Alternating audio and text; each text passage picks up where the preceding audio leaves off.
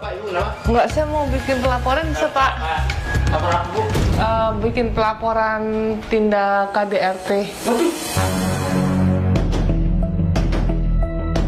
KDRT lagi, resi dong.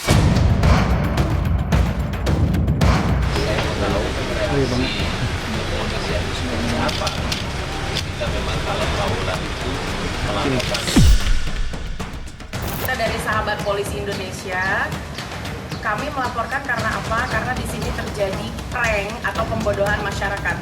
Dan kita sebagai konten kreator kita harus punya kepekaan terhadap sosial, harus peka terhadap masyarakat. Kalau nggak peka bahaya. Robert.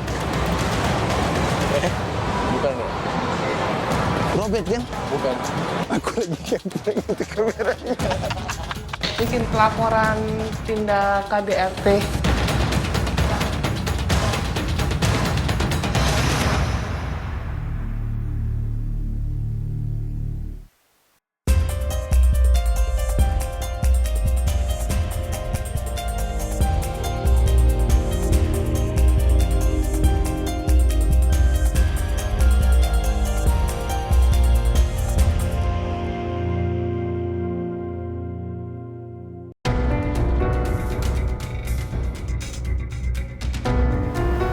Baru-baru ini, pasangan selebritas sekaligus YouTuber ternama dilaporkan ke polisi akibat konten prank bertema KDRT yang dibuatnya. Benarkah ada yang salah dari konten prank tersebut? Lalu, video prank apa saja yang bisa menyeret pembuatnya berhadapan dengan hukum? Simak liputan selengkapnya hanya di Target.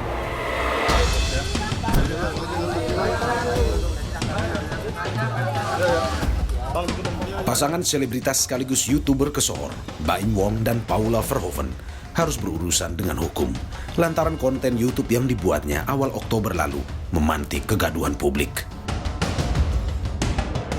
Dalam video tersebut, Paula mendatangi Polsek Kebayoran Lama, Jakarta Selatan. Tujuannya untuk melaporkan tindak KDRT yang dilakukan Baim, suaminya. Bapak Ibu kenapa? Enggak, saya mau bikin pelaporan bisa Pak. Lapor apa Bu?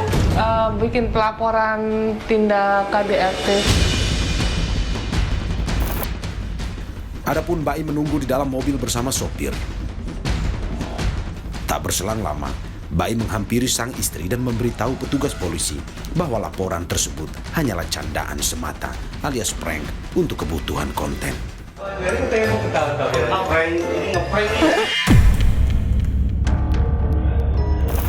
Awalnya itu tujuannya karena kan lagi ada isu KDRT, jadi tujuannya itu untuk mengedukasi.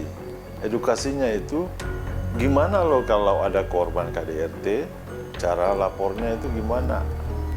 Itu tujuan awal, niat luhurnya. Ya udah kita datang ke sana. Ternyata dalam proses itu dijelaskan bahwa kalau ada laporan KDRT, bukan wilayah hukumnya di Polsek, harus di Polres. Ini kan sesuatu nilai edukasi buat masyarakat ya, bahwa kalau melapor KDRT itu di Polres, bukan di Polsek.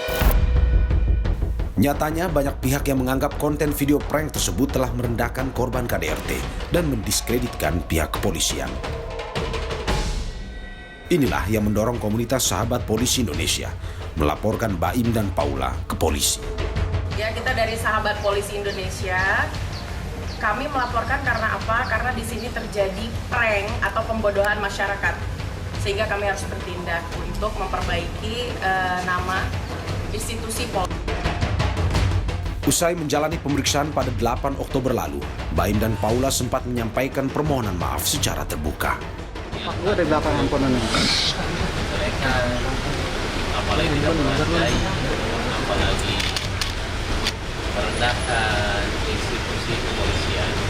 Kenapa saya langsungin? Saya mau tahu reaksi kepolisian itu seperti apa. Kita memang kalau Paula itu yang melakukan. Minta maaf kepada institusi kepolisian, kita menyesal dan juga kepada masyarakat Indonesia. Hingga saat ini, Polres Jakarta Selatan masih mendalami kasus ini.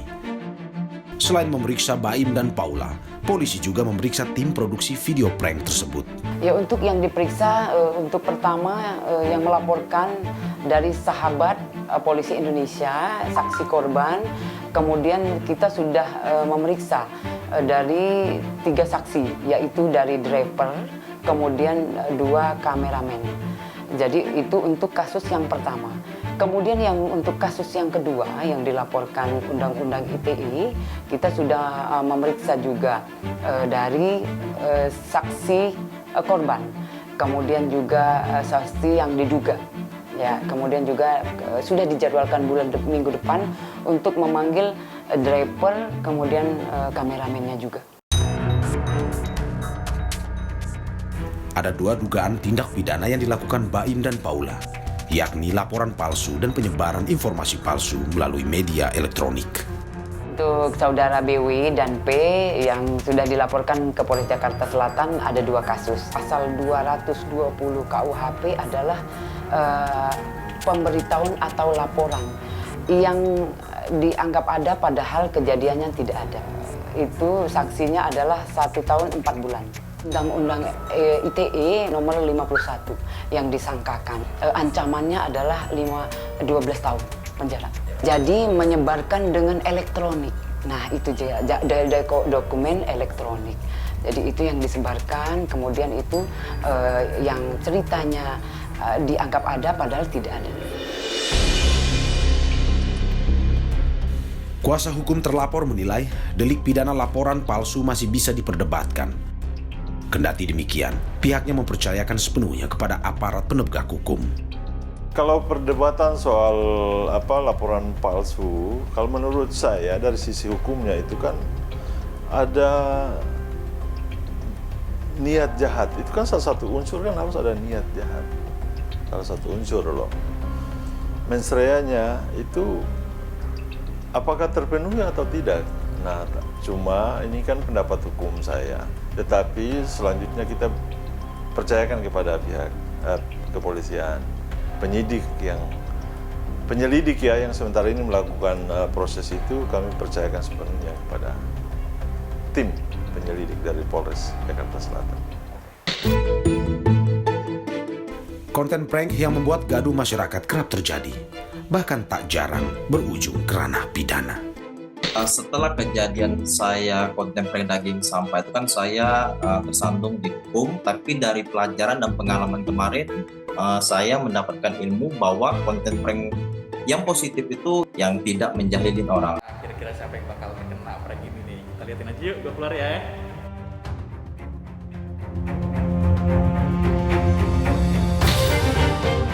Prank merupakan aksi jahil yang ditujukan kepada orang lain. Para pembuat prank berharap objek mereka berekspresi spontan. Inilah yang acap kali menghadirkan kelucuan. Tapi jika tak hati-hati, video prank bisa jadi bumerang. Alih-alih melucu, malah merugikan orang lain. Ujung-ujungnya pembuatnya terseret ke ranah hukum. Masih ingatkah Anda dengan YouTuber Ferdian Paleka? Awal Mei 2020 lalu, ia dan 2 temannya membuat prank membagikan kardus sembako berisi batu dan sampah kepada transgender di Bandung, Jawa Barat. Warganet mengecam video mereka karena dianggap merendahkan kelompok tertentu dan tak memiliki empati di masa pandemi COVID-19. Ferdian Paleka sempat berurusan dengan polisi, namun berakhir damai lantaran korban mencabut laporan. Kejadian serupa juga dialami YouTuber Edo Putra pada awal Agustus 2020 lalu. Gara-gara konten prank video membagikan kantong kresek daging kurban yang ternyata berisi sampah, Edo berurusan dengan hukum. Ia sempat ditahan dalam perkara Undang-Undang ITE dan terancam 10 tahun penjara. Nah, jadi tujuan saya membuat konten prank itu awalnya untuk menghibur, tapi nggak taunya dampak dari semua itu bermasalah. Nah, pada saat itu mungkin juga umur saya terlalu muda sehingga saya itu masih egois tanpa berdiskusi dulu sama tim saya. Padahal tim saya sudah memberikan masukan kepada saya bahwa prank ini mungkin akan dapat kecaman dari netizen, sehingga saya itu tetap membuat prank itu. Edo menyesali kesalahannya. Ia mendapat pelajaran berharga dari kejadian tersebut. Lelaki 25 tahun ini mengaku tak kapok membuat konten prank. Edo berjanji akan membuat video prank yang positif. Kalau kita konten prank itu bodoh mas, kalau kita sampai tersandung hukuman.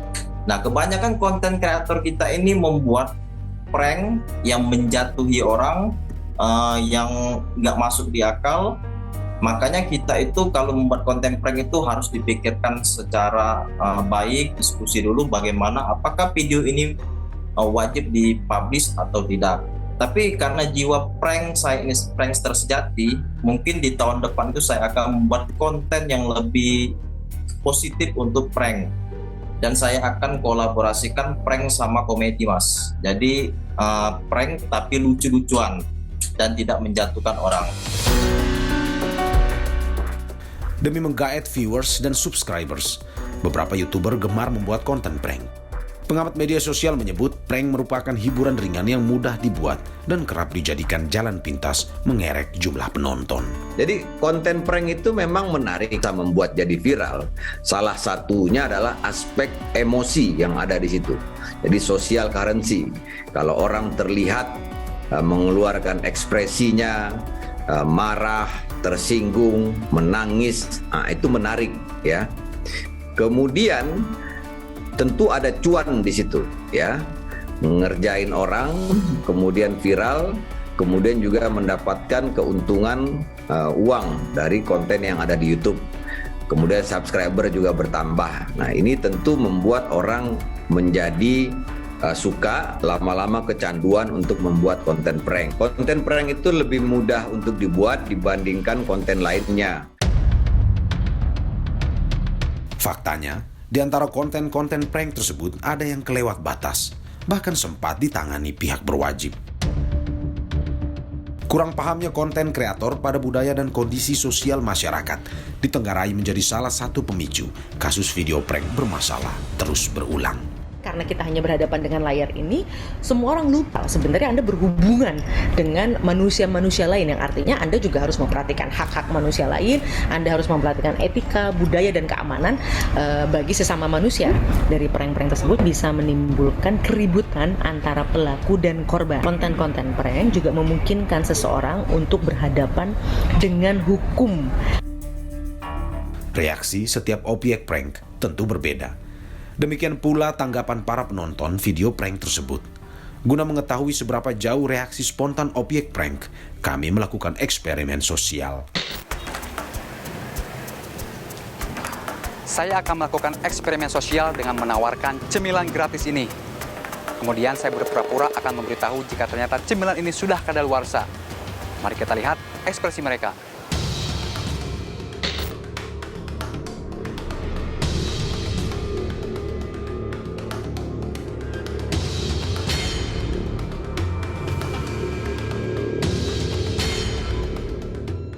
Bang, permisi.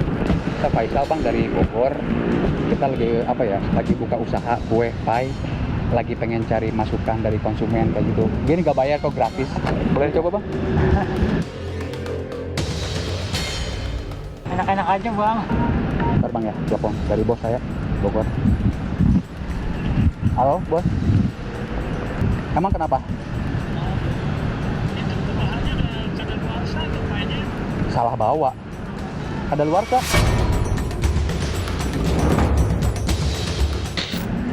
Oh, udah kadaluarsa, salah bawa. Tapi enak. Gak ada efek samping ke tenggorokan gitu? Salah. Perut? Enggak lah. Ini gak apa-apa kadaluarsa? Enggak apa-apa, udah lanjut ke atas. Faisal dari Bogor lagi merintis usaha kue pie kayak gitu. Lagi ngerintis sih, cuman pengen tahu testimoni atau masukan dari calon pelanggan lah. Saya bawa tester rasa coklat kacang kayak gitu. Boleh nggak minta masukan? Gimana rasanya? Takut kemanisan atau terlalu gurih atau apa? Pas, enak. Enak kayak gitu. Teksturnya juga pas sih. Oke. Sebentar kak, ada bos kebetulan telepon. Oh iya. Halo. Hah? Serius? Astagfirullahaladzim. Serius lu? Udah kadaluarsa ternyata. Tapi masih enak ya? Hah? Enggak, masih enak tapi. Serius? Waduh, salah bawa saya.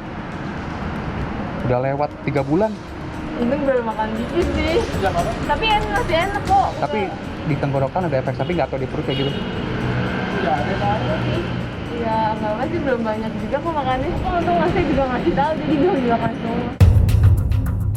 Dengan eksperimen sosial yang sudah saya lakukan tadi, apakah membuat kakak kesal, marah, tersinggung, atau bagaimana tanggapannya? Sempat kaget ya, apalagi kita dari tawaran dari orang asing dan ternyata kadar keluarsa. Bukan salah masnya, bukan masnya sengaja untuk ngasih saya makanan kadaluarsa, jadi saya nggak tersinggung sih. Enggak sih, marah sih enggak. Tergantung pranknya juga. Kalau menurut saya kalau ini prank-prank kayak gini, yang tadi makanan gitu, agak kaget juga sih. Cuma untuk marah enggak lah. Dari eksperimen sosial yang kami lakukan, objek sasaran prank sesungguhnya bisa menerima dengan lapang dada, tergantung jenis prank dan yang penting tak merugikan si objek. Lantas, apa saja batasan-batasan yang diterima oleh masyarakat? Dan kita sebagai konten kreator, kita harus punya kepekaan terhadap sosial, harus peka terhadap masyarakat. Kalau nggak peka, bahaya. Tiap konten kreator berlomba menghasilkan karya terbaik dan menarik. Berharap viral guna meraih popularitas. Sayangnya, tak semua pegiat media sosial memahami hukum maupun aturan beraktivitas di ranah digital. Tak heran jika kasus video prank kontroversial terus bermunculan. Siapapun yang melanggar hukum dapat dijerat pidana dan Undang-Undang ITE. Prank itu dapat bersifat melawan hukum ketika dia memenuhi unsur delik sederhananya. Contoh dalam kasus Mbak Aibong, dia prank kepolisian, nah ini dia bisa memenuhi pasal 220 KUHP. Nah, kemudian terlebih kalau misalkan kasus Ferdian Paleka, kenapa dia bisa diproses? Dia memenuhi karena dia mengupload, dia memberikan prank berisi sampah kepada para waria gitu dan lain sebagainya di masa pandemi. Nah, itu dan itu diupload sehingga dikategorikan sebagai penghinaan melalui Undang-Undang ITE. Tapi kalau penghinaan dia 4 tahun. Cuma kalau Ferdian Paleka kenapa kemudian ditahan? Karena dia berkaitan dengan pasal 33 juga. Jadi konten penghinaan yang menimbulkan akibat yang merugikan, ancaman pidananya menjadi 6 tahun. Seorang konten kreator mesti memegang teguh prinsip menghargai orang lain. Inilah yang berusaha dipegang oleh konten kreator asal Ambon, Muhammad Haikal Reniurwarin. Ia menjadi pegiat ranah digital sejak 2016 silam. YouTuber yang memiliki 1 juta lebih subscribers ini kerap membuat konten prank. Beberapa video prank buatannya berhasil membetot jutaan penonton. Kalau menurut saya sih yang pertama, kita harus mikir bahwa konten kita ini nggak boleh merugikan orang lain. Itu salah satu prinsip yang saya tanamkan di konten saya, Bang. Saya kalau misalkan bikin konten prank, setelah selesai bikin konten, saya samperin target yang saya kerjain, terus saya menjelaskan semua. Terus saya minta persetujuan. Kalau mereka nggak izinin, saya nggak bakalan upload. Kalau misalkan mereka nggak izinin, terus saya upload, itu jatuhnya udah melakukan perbuatan yang tidak menyenangkan. Sebagai bagian dari kebebasan berekspresi, membuat konten di media sosial dijamin undang-undang. Meskipun demikian, ada yang perlu diperhatikan agar konten yang menarik tak menimbulkan kegaduhan di masyarakat. Para pegiat digital tak cukup menguasai keterampilan digital, namun mesti beretika.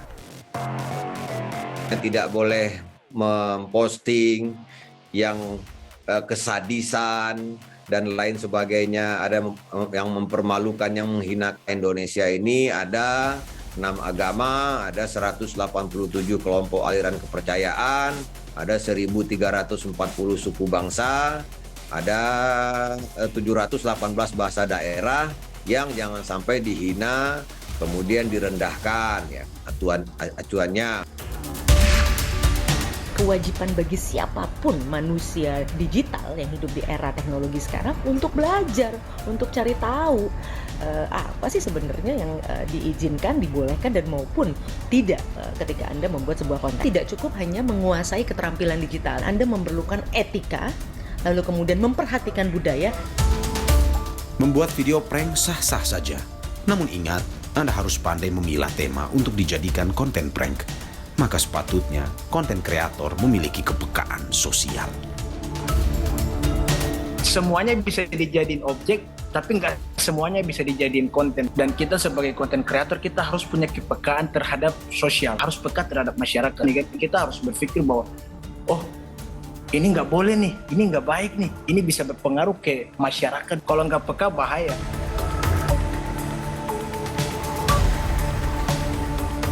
Membuat konten prank sah-sah saja. Namun ingat, jika tak hati-hati, Anda bisa berhadapan dengan hukum. Lantaran ada norma sosial dan aturan hukum yang harus Anda perhatikan. Tetap kreatif, tapi jangan meresahkan.